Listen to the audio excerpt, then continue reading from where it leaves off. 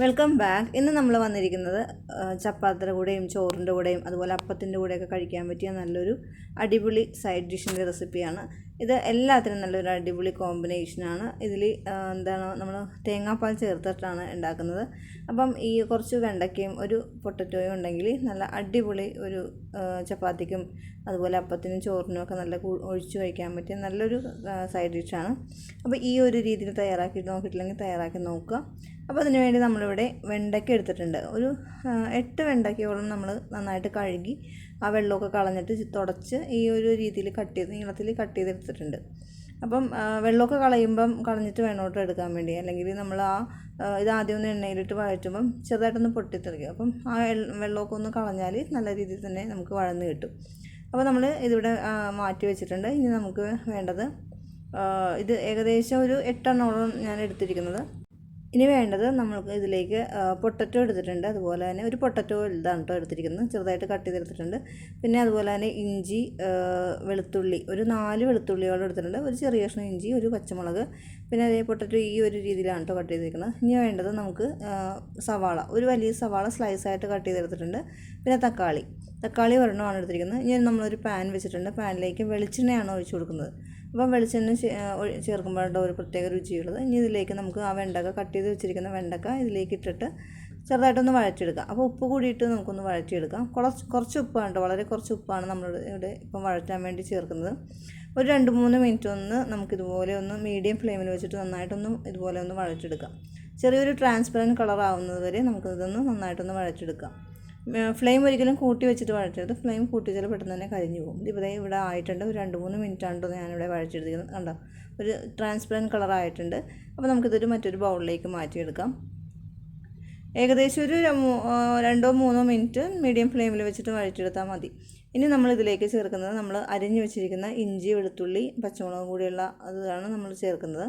അപ്പോൾ ആദ്യം അത് ചേർത്തിട്ട് നമുക്ക് അതിൻ്റെ ആ ഒരു റോ ടേസ്റ്റ് മാറുന്നവരെ ചെറുതായിട്ടൊന്ന് വഴറ്റിയെടുക്കുക. ഒരു 1-2 മിനിറ്റ് മീഡിയം ഫ്ലെയിം ഇപ്പോൾ ഞാൻ കുറച്ച് തന്നെയാണ് വെച്ചിരിക്കുന്നത്, വഴറ്റിയെടുക്കുക. ഇനി നമ്മൾ സ്ലൈസ് ചെയ്ത് വെച്ചിരിക്കുന്ന ഒരു ഓണിയൻ ഇട്ട് കൊടുക്കാം. അപ്പോൾ നമ്മളിവിടെ ഈ ഒരു ഇത്രയും അളവിൽ ഒരു ഓണിയൻ മതിയാവും കേട്ടോ. അപ്പോൾ ആ ഓണിയനും കൂടി ഇട്ട് ഒന്ന് ചെറിയൊരു ട്രാൻസ്പെറൻറ്റ് കളറാവുന്നത് വരെ അതും കൂടി ഒന്ന് നന്നായിട്ടൊന്ന് വഴറ്റിയെടുക്കുക. അപ്പോൾ ഇത് ഒന്ന് പെട്ടെന്ന് വഴന്ന് കിട്ടാൻ വേണ്ടി കുറച്ച് ഉപ്പ് കൂടി ചേർക്കുന്നുണ്ട്. നമ്മൾ ആദ്യം വെണ്ടയ്ക്കയിൽ ഉപ്പ് ചേർത്തിട്ടുണ്ട്. അപ്പം അതനുസരിച്ച് അഡ്ജസ്റ്റ് ചെയ്തിടുക. അപ്പോൾ അതേ സവാളയുടെ ആ ഒരു ട്രാൻസ്പെറൻറ്റ് കളറാവുന്നവരെ ഒന്ന് നന്നായിട്ടൊന്ന് വഴറ്റിയെടുക്കുക. അപ്പോൾ ഇപ്പോൾ ഒരുവിധം ട്രാൻസ്പെറൻറ്റ് കളർ ആയിട്ടുണ്ട്. നമ്മൾ ഇനി കട്ട് ചെയ്ത് വെച്ചിരിക്കുന്ന തക്കാളി ഇതിലേക്ക് ഇട്ട് കൊടുക്കാം. അപ്പോൾ തക്കാളി ഒന്ന് നന്നായിട്ടൊന്ന് വഴന്ന് വരണം. അതിനുവേണ്ടി ഒരു 2-3 മിനിറ്റ് ഇതൊന്ന് നന്നായിട്ടൊന്ന് ഇങ്ങനെ വഴറ്റിയെടുക്കുക. അപ്പോൾ മീഡിയം ഫ്ലെയിമിൽ വെച്ചിട്ട് തന്നെയാണ് ഇതും നമ്മൾ എടുക്കുന്നത്. ഇനി ഇതൊന്ന് പെട്ടെന്നൊന്ന് വഴന്ന് കിട്ടാൻ വേണ്ടി മൂടി കൊണ്ട് അടച്ചൊന്ന് നമുക്ക് കുക്ക് ചെയ്യാം. ഒരു 2-3 മിനിറ്റോളം ഇത് മീഡിയം ഫ്ലെയിമിൽ വെച്ചിട്ട് ഇങ്ങനെ കുക്ക് ചെയ്യുമ്പോൾ നന്നായിട്ട് സോഫ്റ്റായിട്ട് വരും. തക്കാളിയൊക്കെ നന്നായിട്ട് തന്നെ സോഫ്റ്റായിട്ട് വരും. അപ്പോൾ ഇപ്പോൾ കണ്ടോ, 2-3 മിനിറ്റ് ഞാൻ മൂടി കൊണ്ട് അടച്ച് വെച്ചിട്ടുണ്ട്. ഇപ്പോൾ തന്നെ നന്നായിട്ട് തക്കാളിയൊക്കെ സോഫ്റ്റായി വന്നിട്ടുണ്ട്. അവിടെ നമുക്ക് ജസ്റ്റ് ഒന്ന് ആ ഒരു സ്പാച്ചില കൊണ്ട് ഇങ്ങനെ ഒന്ന് ജസ്റ്റ് പ്രസ് ചെയ്താൽ മതി, നന്നായിട്ട് തന്നെ വന്നിട്ടുണ്ടാവും. അപ്പോൾ ഞാൻ ഒന്നും കൂടി കുറച്ച് നേരം ഒന്ന് വഴറ്റി ഇതുപോലെ എടുക്കുന്നുണ്ട്. അപ്പം നന്നായിട്ട് തന്നെ സോഫ്റ്റായിട്ട് വന്നിരിക്കും. അപ്പോൾ ഏകദേശം ഒരു കണ്ടോ നന്നായിട്ട് തന്നെ വന്നിട്ടുണ്ട്. ഇനി നമുക്കിതിലേക്ക് പൊടികൾ ഇട്ട് കൊടുക്കണം.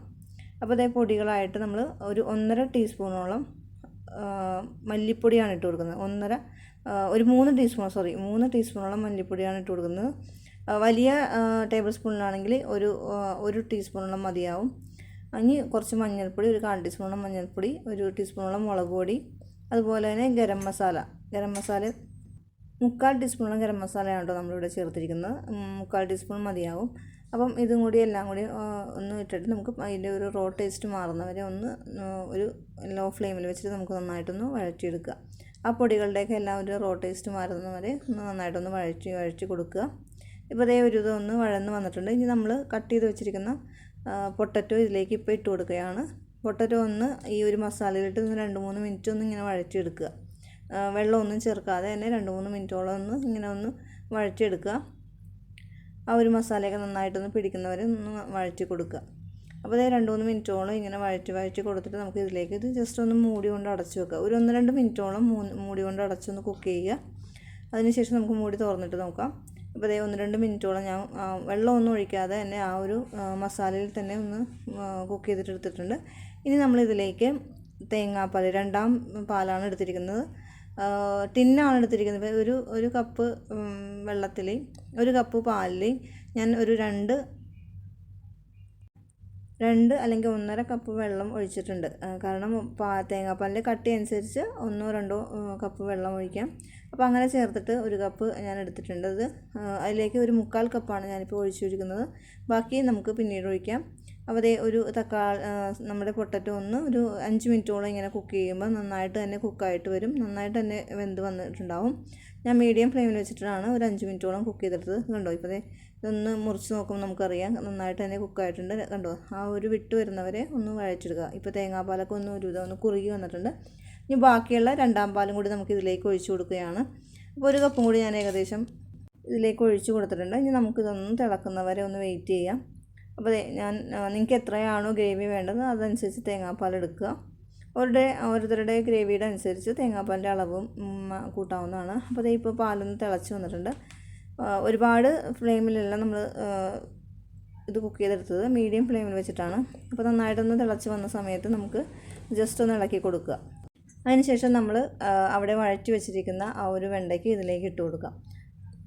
അപ്പോൾ വഴറ്റി വെച്ചിരിക്കുന്ന വെണ്ടയ്ക്ക ഞാൻ നന്നായിട്ട് തിളച്ചതിന് ശേഷം മാത്രം വെണ്ടയ്ക്ക ഇട്ട് കൊടുക്കുക. എന്നിട്ട് ഒരു 2 മിനിറ്റോളം നമുക്കിതൊന്ന് ഈ ഒരു ഫ്ലെയിമിൽ, ഓൾറെഡി നമ്മളുടെ വെണ്ടയ്ക്ക കുക്കായിട്ടിരിക്കുകയാണ്. അപ്പോൾ അതിനുവേണ്ടി ഒരു 2 മിനിറ്റോളം ഇതൊന്ന് നമുക്കൊന്ന് കുക്ക് ചെയ്തെടുക്കാം. ഏകദേശം 2 മിനിറ്റോളം മാത്രം മതിയാവും. അപ്പോൾ അത് നന്നായിട്ടൊന്ന് 2 മിനിറ്റോളം കുക്കായി വന്നിട്ടുണ്ട്. ഇതിലേക്ക് ഒരു 1/2 ടീസ്പൂണോളം കുരുമുളക് പൊടിയും കൂടി ഇതിലേക്ക് ഞാൻ ഇട്ട് കൊടുത്തിട്ടുണ്ട്. ഇനി വേണ്ടത് ചിക്കൻ മസാലയാണ്. ഒരു 1/2 ടീസ്പൂണോളം ചിക്കൻ മസാലയും കൂടി ഞാൻ ഇതിലേക്ക് ഇട്ട് കൊടുത്തിട്ടുണ്ട്. എന്നിട്ട് നന്നായിട്ടൊന്ന് വഴറ്റി ഒന്ന് മിക്സ് ചെയ്തെടുക്കുക. ഇപ്പോൾ നമ്മളുടെ കറി ഇവിടെ റെഡിയായിട്ട്, വേണമെങ്കിൽ ഇതിലേക്ക് താളിച്ച് ചെറിയ ഉള്ളിയും അതുപോലെ കറിവേപ്പിലയും കടുകൊക്കെ വേണമെങ്കിൽ നിങ്ങൾക്ക് താളിച്ചിടാം. അപ്പോൾ ഞാനിങ്ങനെ താളിച്ചൊന്നും ഇടുന്നില്ല. ഒന്നാം പാൽ ഒരു 1/4 കപ്പോളം ഒഴിച്ചു കൊടുക്കുന്നുണ്ട്. ഇപ്പോൾ ഞാൻ ഫ്ലെയിം ഓഫ് ചെയ്തിട്ടുണ്ട്. ഫ്ലെയിം ഓഫ് ചെയ്തതിന് ശേഷം മാത്രം ഒന്നാം പാൽ നമുക്ക് ഒഴിച്ചു കൊടുക്കാം. എന്നിട്ട് അധികം തിളപ്പിക്കാനൊന്നും പാടില്ല. ഓൾറെഡി ആ ചൂടുള്ളത് കൊണ്ട് അത് നന്നായിട്ട് ചൂടായിക്കോളും. അപ്പോൾ നമുക്കിത് മൂടി കൊണ്ട് അടച്ച് നമുക്ക് സെർവ് ചെയ്യാൻ നേരത്ത് ഇത് തുറന്നെടുക്കാം. അപ്പോൾ ഇത് നമ്മൾ ഒരു 1/2 മണിക്കൂറിന് ശേഷം മറ്റൊരു സെർവിങ് ബൗളിലോട്ട് മാറ്റിയിട്ടുണ്ട്. നല്ലൊരു അടിപൊളിയായിട്ട് തന്നെ വന്നിട്ടുണ്ട്. കാണുമ്പോൾ തന്നെ അറിയാം നല്ലൊരു കുറുകിയ ചാറോട് കൂടിയായിട്ടാണ് വന്നിരിക്കുന്നത്. ഇത് പ്രത്യേക ഒരു മണം തന്നെയാണ്.